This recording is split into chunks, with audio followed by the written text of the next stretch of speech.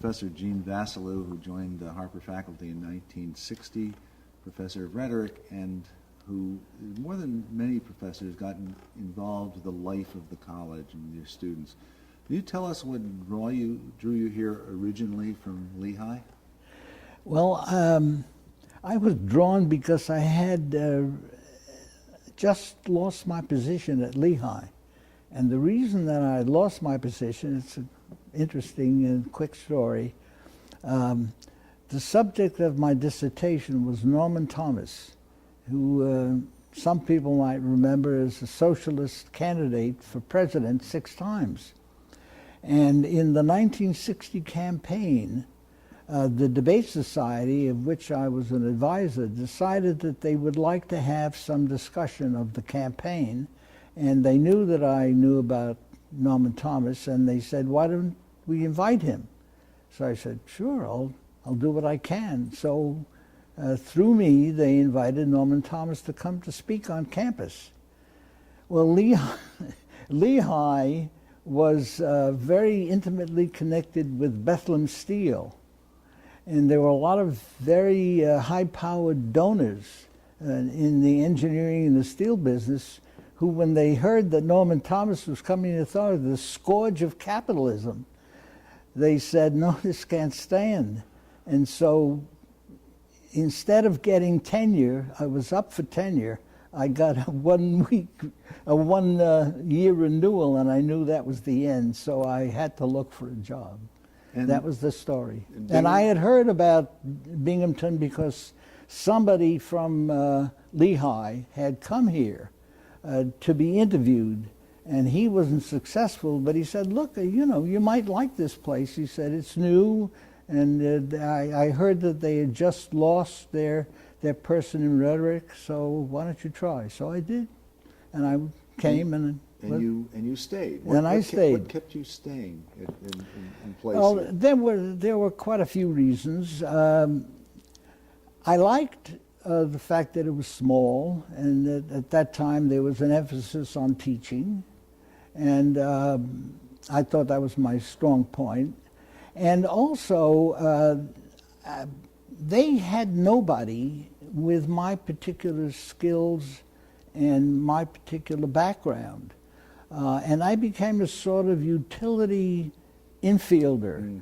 They used me for mass communications, but I remember that Dr. Bartle asked me to represent the university when they were establishing the ETV station in this community, WSKG, and he asked me to deal with the whole business of radio communication. I became advisor of the radio club, and we got an FCC. I applied for the FCC license. I mean, it was, you know, everything that that had to do with mass communications, radio, debate, public speaking, rhetoric.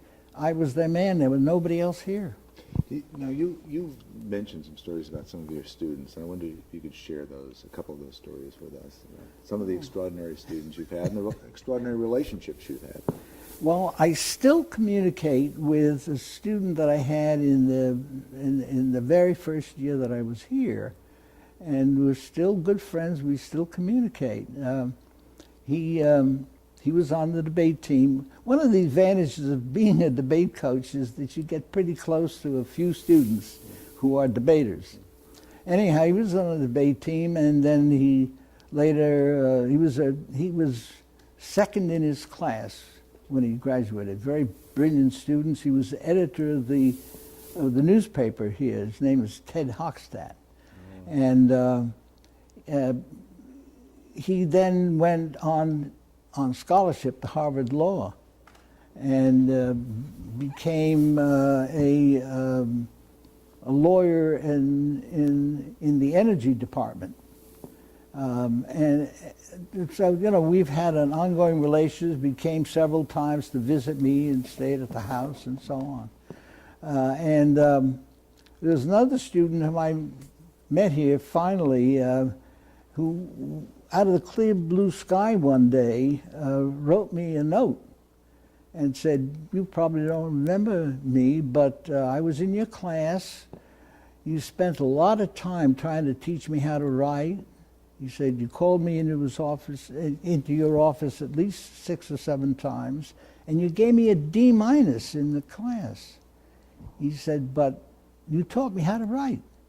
He said, "And since then I've become a professor, I've written a book." So he said, "Apparently you work." I said, my response to him was, "I really don't deserve any credit for what you did. You had to do something, and I might have helped you along the way." But The success of the liberal arts. sex of the liberal arts. We look forward to your panel this afternoon. That'll be fun. Thanks very much. You're welcome.